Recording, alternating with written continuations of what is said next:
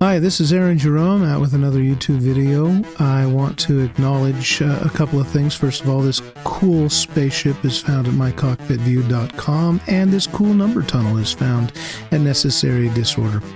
You're listening to Coming Home, that's the formal name of it. Major Tom is the informal name of this song by Peter Schilling.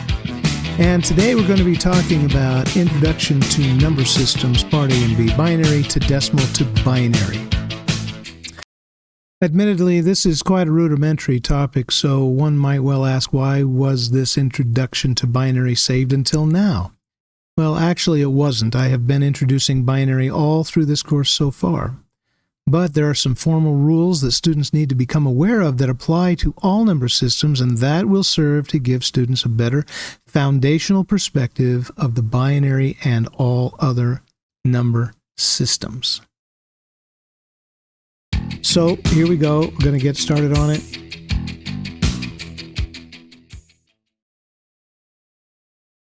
Okay, so first of all, number systems are used to assign values. That means to quantify different phenomena. I also like the abacus. I like to show one of those once in a while. I did learn to use one once, and I think of them as one of the world's first computing devices. Let's get into number systems. First of all, there is the decimal system. This is the base, also known as base 10. It's the number system that we use pretty much every day. Then there's the binary system, also known as base 2. Computers use this. And there's the hexadecimal system. This is also known as base 16. Now, while it's easier for people to use base 10 and it's easier for computers to use base 2, it's easier for people to use base 16 than it is for people to use base 2, or at least convert and understand. From computers' point of view, it's easier to use base 16 than it is to use base 10. So really, hexadecimal is used because they are a happy medium for both people and computers.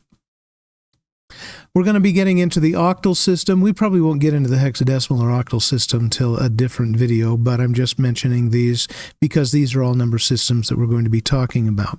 Octal is also known as base 8. It's halfway between base 16 and that's hex and binary, base 2.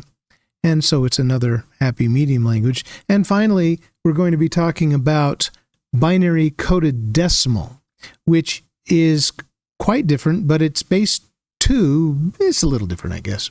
Okay, so let's talk about number systems. Let's first consider the decimal number system, also known as base 10. Base 10 has digits, symbols. Base 10, generally we group them into groups of 3 with a comma between them, just to make them a little more readable. Each digit has a different weight, with the least weight on the right and the most weight on the left. Okay, and we indicate this weight with the base number. So this is base 10, so the base of the column weight will be a 10, and then we simply put an exponent, and we always start with the least exponent. The least exponent is 0, so 10 to the 0th power.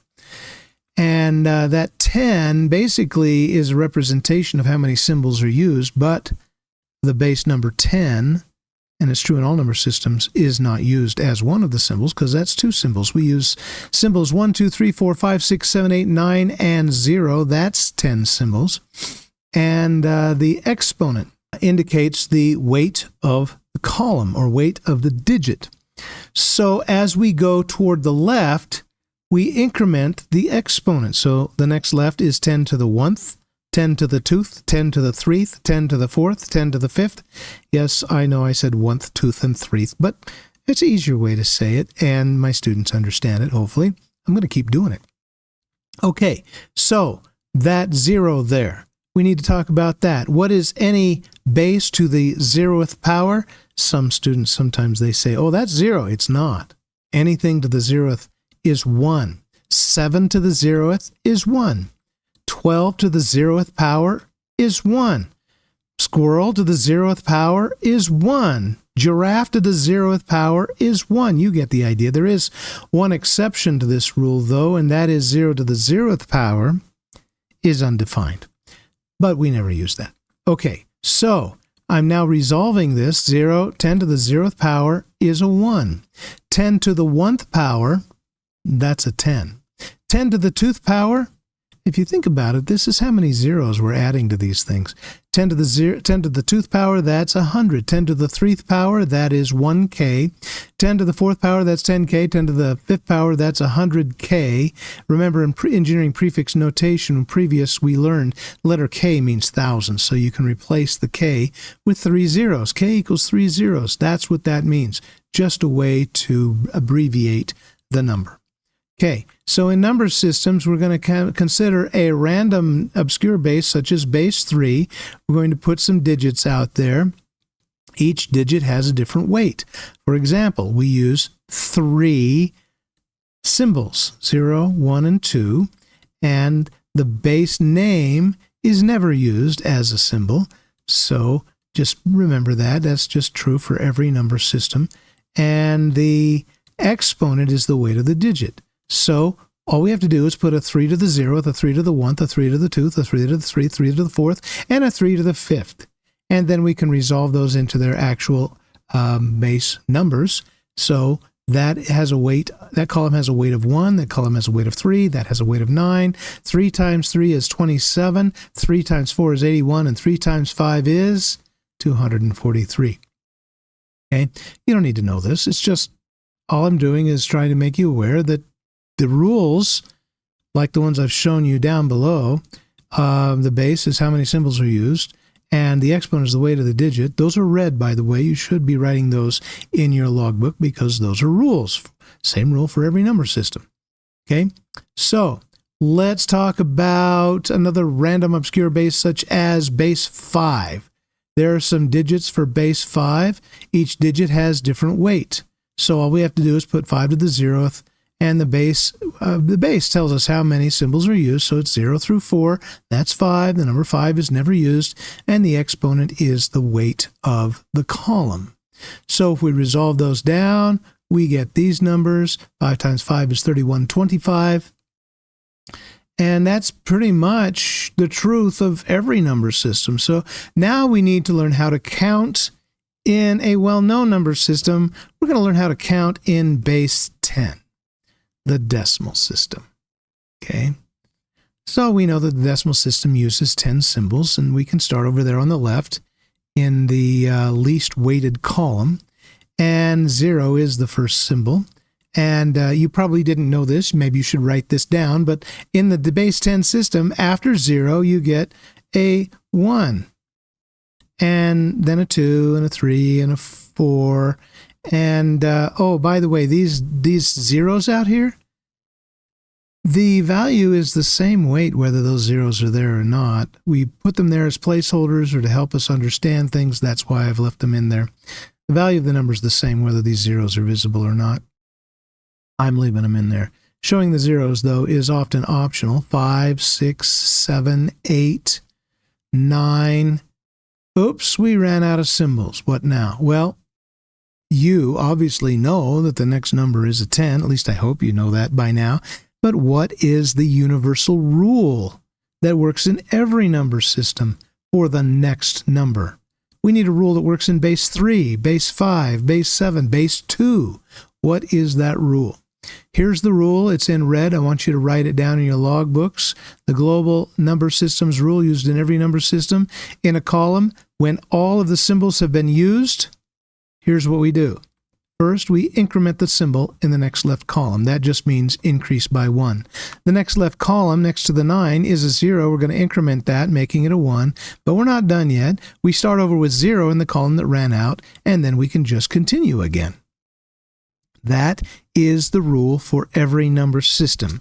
If you haven't got this written down, remember you can pause the video at any time if you need more time to write things down. Okay, moving on. Number systems. Let's learn how to count in the binary system. We just learned how to count in the decimal system. Let's learn how to count in the binary system. First of all, this is also red text. You need to write this down. A single binary number is called a binary digit.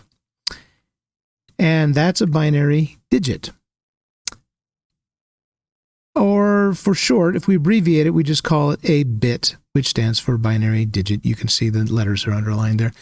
So binary digits are traditionally grouped as a set of 8. So I'm going to put 8 symbols there.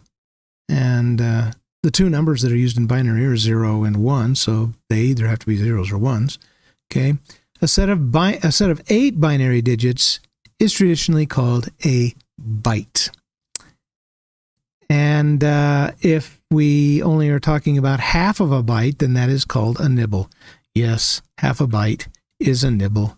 And it's really what they call it. Half a byte, 4 digits, that's a nibble. Okay, so we're going to put the base and the exponents above each one of these numbers. You should know how to do that. The base is always a 2, and the exponent increments, right? The base means that only 2 digits are used, 0 and 1. And the exponent is the weight that we give to each of the columns. So 2 to the 1th, 2 to the 2th, 2 to the 3rd, 2 to the 4th, 2 to the 5th, and 2 to the 6th, and 2 to the 7th. And when we convert those to decimals, we find that each column weight doubles as we move to the left. So 2 to the 0th is 1, 2 to the 1th is 2, and 2 to the 2 is 4, and 2 to the 3 is 8, 2 to the 3rd is 8, and 2 to the 4th is 16. Since they double, you know that 2 to the 5th has got to be 32. 32 doubled is 64, and 2 to the 7th is 128. Okay, so this number right here, this digit on the right, has the least weight. It is commonly referred to the LSB, the least significant bit. And so in the future, if we talk about the least significant bit, especially in the binary system, but I suppose we could say that in any number system, we're talking about the one on the right. The least significant bit is the bit on the right. And of course, the digit on the left has the most weight. It is referred to the most significant bit. Okay, so a couple of ways we're going to be referring to these. Notice I put a little gap. Sometimes we put a gap between the nibbles to enhance the readability, just like the comma in the decimal number. This happens to be the binary number 0. Has to be. They're all zeros, right? But this is the binary number 1. Oops, we ran out of symbols. Do you remember the rule, the universal rule for what we do? If you haven't written it down, here's another shot at it. Same rule for all number systems. Increment the symbol in the next left column and start over with 0 in the column that ran out. That's the universal rule for when you run out of symbols, what do you do next, right? So I have just incremented the next left column and started over in the LSB, the original column. And we keep doing that. So this is the binary number 2. Notice that there is a 1 under the number 2. Well, that's one of the ways that we figure out what the value of a number is by, well, we actually, technically, we multiply down. 2 times 1 is a 2. But there is another way. This is the binary number 3.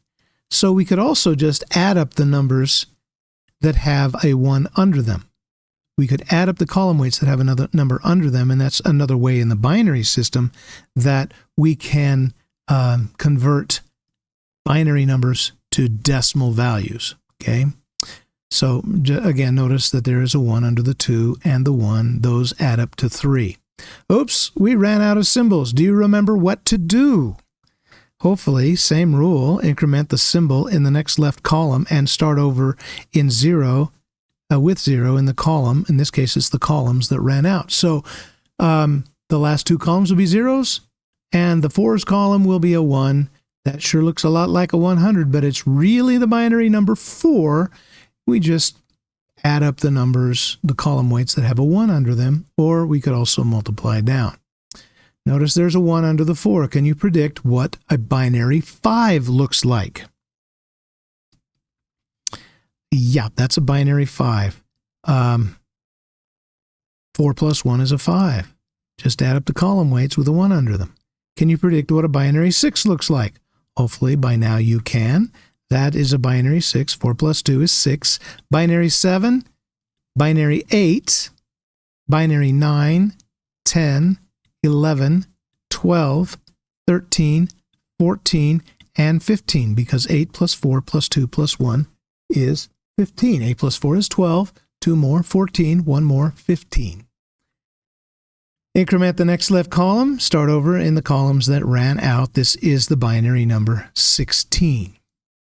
So, now you try it. Convert this binary number to decimal. Can you do it without, yell it out if you know it. Hopefully by now you figured out this is the binary number 21. All right, I'm going to show you a few more. Please don't yell them out. Write it down instead so everybody gets a real good shot at trying it, and then see if you're right. So what binary number is this in decimal?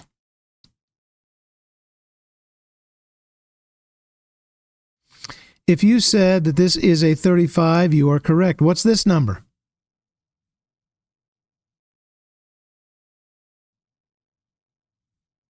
If you said this number is a decimal 73, you are correct. Equivalent to a decimal 73. Okay, so basically what we've learned is if you need to convert any number or a binary number from binary to decimal, you can add up all the numbers with ones above them. Although this rule does not work in every number system. 64 plus 8 is 72, and 1 more is 73. But this does not work in every number system, so we have another rule that we use that will work in every number system. That rule, for all number systems, the rule, and this, of course, is the rule for converting any number system to decimal. First of all, you multiply down. Then you add across. And of course, that means that's going to be a 0. But what's this number if you multiply down and add across? Well, you could just add the numbers up with a 1 under them, but for every number system, you need to multiply down and add across. So let's do that. 128 times 1 is 128, and 64 times 0 is 0. 32 times 0 is 0. 16 times 1 is 16. 8 times 1 is 8. 4 times 0 is 0. 2 times 1 is 2. Almost said 1. And 1 times 1 is 1. So now we're going to add all of these numbers up, and that will be the decimal equivalent. And remember, the multiply down, add across works in all number systems. So that's really the rule you need to use if you're going to make conversions in all number systems. So what does that add up to? About 155.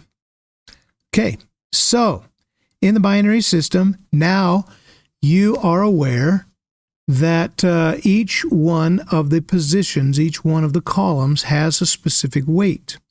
And when a value is 1, or when the light is on, its weight indicates the value in decimal. So this is how to count in binary. Now, I've been asking you for 4 or 5 months now to learn how to tap binary on your fingers when you're at boring places like, at church.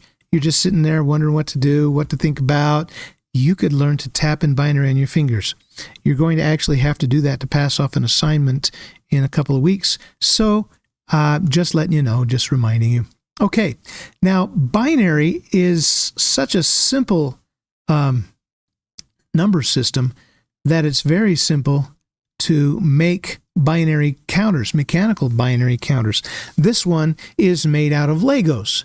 And as we turn the crank, what you're going to see is that gravity flops down a little lever, and the little lever, as it flops down, turns the next number.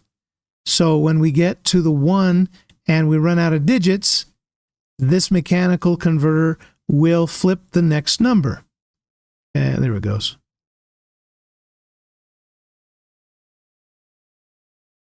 So binary counters don't have to be electronic. In fact, there are computers that they've made that work by turning a crank, and they do their binary things. The flow of water, magnetism, gravity.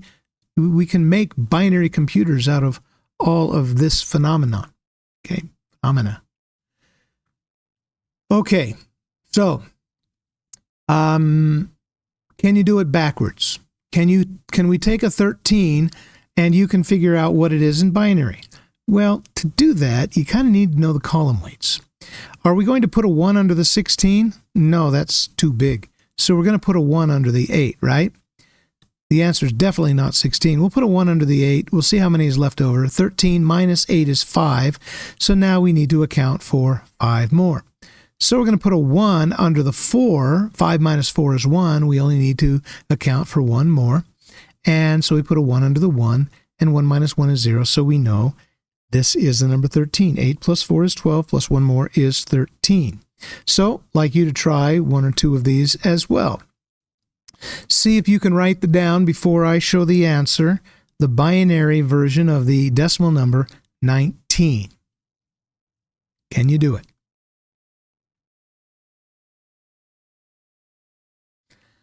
Okay, if you need more time, you can stop the video, but this is the answer. 16 plus 2 is 18, plus 1 more is 19. Try this one.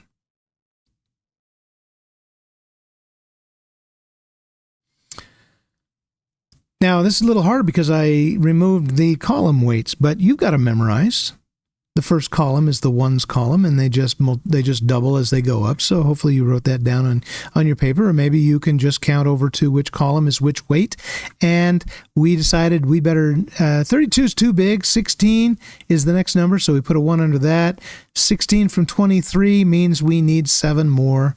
And so we put a 1 under the 4. 16 plus 4 is 20, and then 2 and 1. 16 plus 4 plus 2 plus 1, that's 23. Try this one.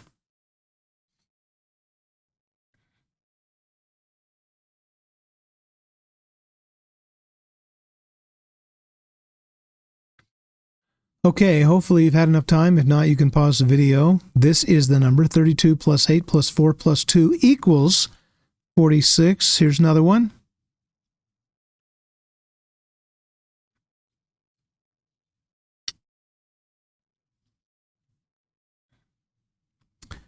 Okay, 16 plus 8 is 24. Plus 3 more, 27. Try this one.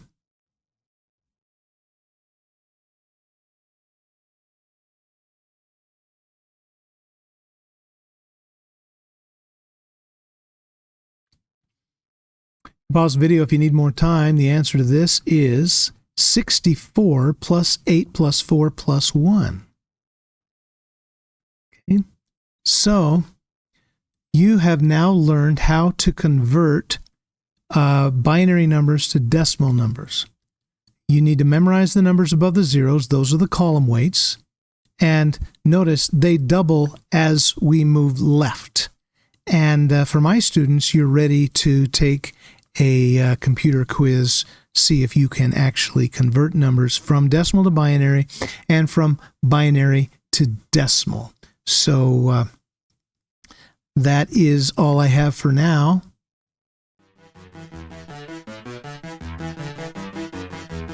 All right, there we go. So this is Aaron Jerome at Electronics Express and the YouTube channel, and we're going to continue talking about number systems in the next few videos, so at least I hope so, and so we'll see you there on the next videos.